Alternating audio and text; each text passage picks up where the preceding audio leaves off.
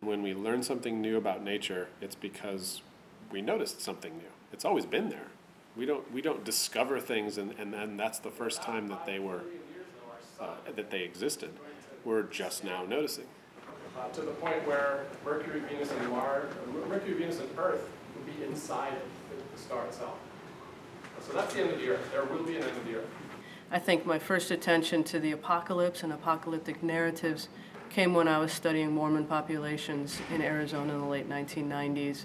And I noticed people using distinctly millennial kind of end of times language to frustrate national forest planning practices. We thought the possibility of a very giant asteroid impact, not as big as the one that killed the dinosaurs, but bigger than anything in history until just a few months ago, and then we've discovered that in fact it's going to miss, which is a good thing.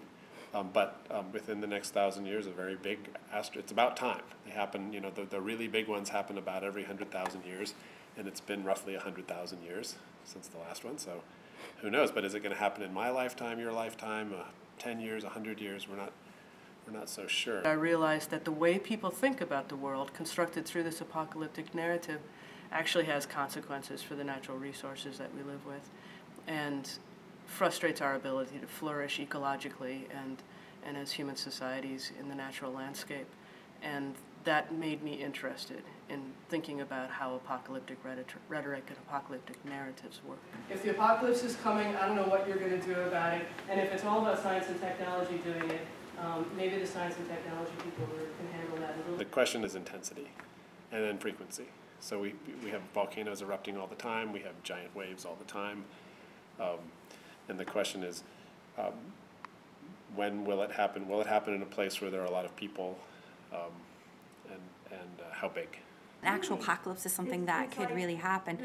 That's something that is often answered from within a faith perspective, right? Someone believes it will happen because of their particular views about God or judgment or salvation, or perhaps also with the certainty of the scientific perspective, right? But my interest in the apocalypse doesn't come from a particular conviction or a faith practice that believes that such a thing is actually likely to happen. I think it's a story that human beings tell as a way of making meaning of their world.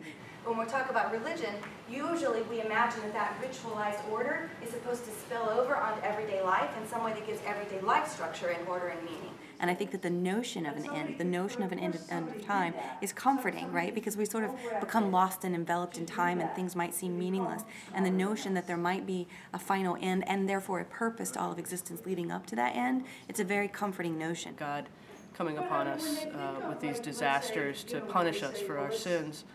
I think that's, the way I think about that is it's a reading the story backwards. I don't look at it as a sort of literal kind of thing. I think it is very possible we could blow ourselves up. I think that we do increasingly think in terms of dualism and us versus them, but I don't personally believe that there's going to be anytime soon an intervention of a divine power into our reality. I think that we are responsible for our own fate.